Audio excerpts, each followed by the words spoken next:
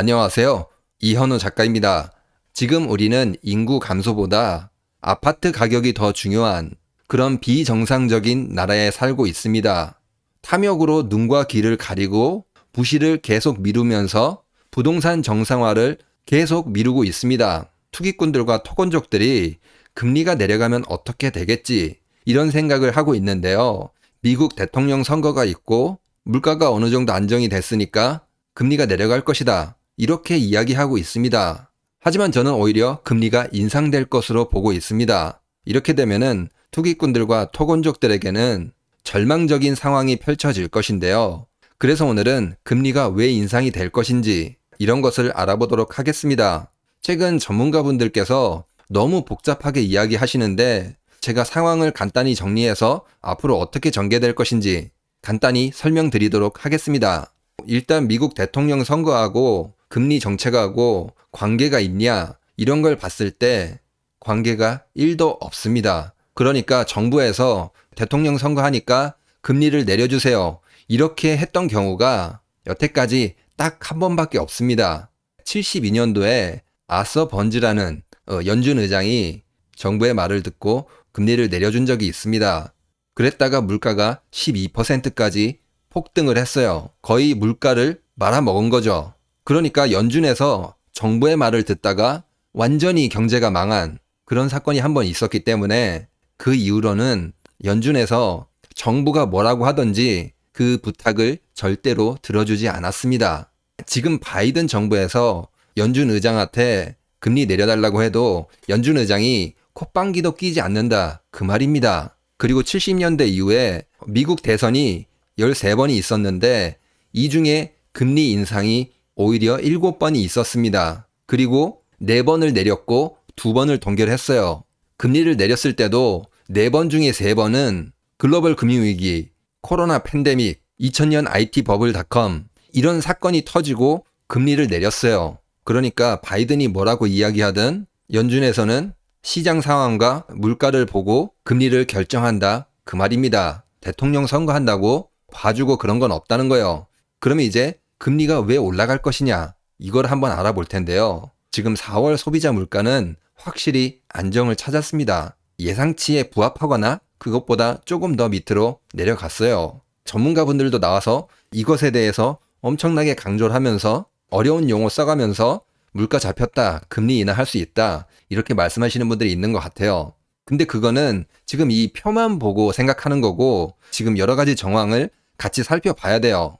일단 지금 이렇게 물가가 잡힌 거는 연준에서 긴축을 했기 때문입니다. 지금 보시는 그래프는 연준의 자산 그래프예요. 보시면은 팬데믹 기간 동안 올라갔다가 2022년 상반기부터 자산이 꺾이죠. 돈을 풀었다가 돈을 걷어들이는 그런 형태라고 보시면 됩니다. 그래서 보시면은 2022년 한 7월부터 물가가 확실히 잡히잖아요. 2022년 6월 정도부터 계속 긴축을 해왔어요. 그 효과가 이제 확실히 드러나고는 있습니다. 그래서 연준에서 지금 효과가 나오니까 금리 인하할까 말까 카드를 만지작 하고 있는 거는 맞아요. 그런데 지금 여기서 누가 여기다가 폭탄을 던졌습니다. 지금 5월달 들어서 미국 정부가 돈을 2200억 달러, 한 300조를 갑자기 뿌려버렸어요. 대선이 다가오니까 에라 모르겠다 하고 옐런 재무장관이 돈을 풀어버린 겁니다. 옐런도 연준 의장이었잖아요. 분명히 금리를 내려달라고 했을 거예요. 그런데 연준이 금리 인하 부탁을 안 들어줄 걸 아니까 어떻게 한 거예요? 에라 모르겠다 하고 돈을 풀어버린 거예요. 파월도 그렇고 연준에 있는 사람들이 굉장히 당황했을 겁니다. 고금리를 유지하고 긴축을 해서 물가를 간신히 어느 정도 내려놨는데 자기만 살고 보겠다고 뭐 한 거예요? 돈을 그냥 뿌려버린 겁니다. 앞으로 3개월에서 6개월 뒤에 이 뿌린 돈들이 물가로 가게 될 것입니다. 이렇게 되면은 적은 힘으로도 충분히 막을 수 있는 것을 큰 힘을 들여서 막아야 되는 그런 상황이 올 것입니다. 그러니까 금리를 인상하게 된다는 것입니다.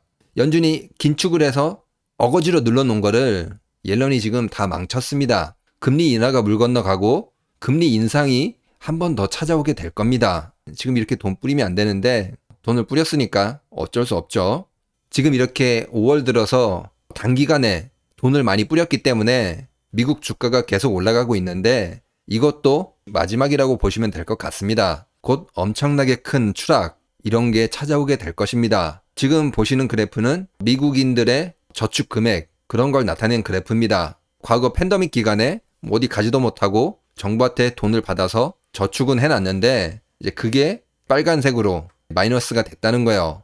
거의 제로 수준까지 왔습니다. 미국 GDP에서 70%가 소비인데 여기서 민간 소비가 죽게 되는 그런 상황이 올 것입니다. 결국 비행기가 동력을 잃고 추락한다 그 말입니다. 지금 연준에서 안전하게 연착륙시키려고 거의 착륙 직전까지 왔는데 옐런이 갑자기 급발진 버튼을 눌러버렸습니다. 착륙을 못하고 그냥 올라가 버렸어요. 근데 문제는 연료가 다 떨어졌다는 겁니다. 올라가다 비상착륙하던지 추락하던지 그렇게 진행이 된다는 겁니다. 당연히 우리나라 부동산 시장, 자산 시장도 엄청나게 큰 타격을 맞이하게 될 것입니다. 금리가 인상된다면은 2차 정상화는 우리가 생각했던 것보다 훨씬 더 빠르고 많이 일어나게 될 것입니다. 금리를 내릴 줄 알았는데 갑자기 올라간다? 토건족들과 투기꾼들은 패닉 상황에 빠지게 될 겁니다.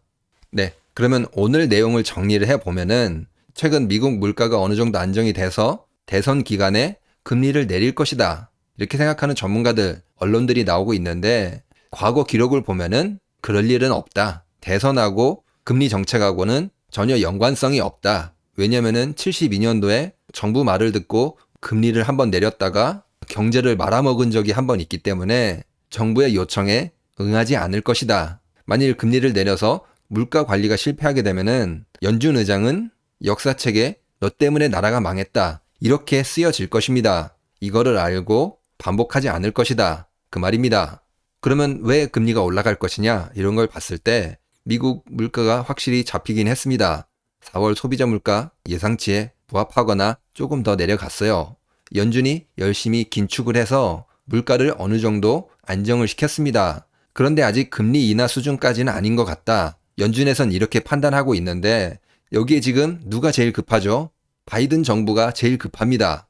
결국에는 지금 살고 보자 이런 식으로 돈을 풀어버렸습니다. 물가가 다시 올라간다는 겁니다. 이렇게 되면은 금리를 내릴 수 없고 다시 올릴 수밖에 없는 그런 상황이 찾아오게 될 것입니다. 미국 개인들은 여기서 물가가 더 오른다? 통장에 돈도 없는데 물가가 더 오른다? 소비를 할 수 없겠죠. 결국에는 미국 경제의 큰 축을 담당하고 있는 소비가 무너지면서 미국 경제도 크게 무너지게 될 것입니다.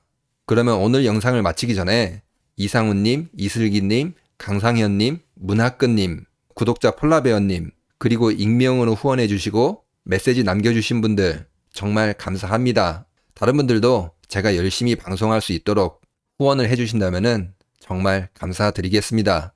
그러면 오늘 영상은 여기서 마치도록 하겠습니다. 구독과 좋아요 꼭 부탁드립니다. 감사합니다.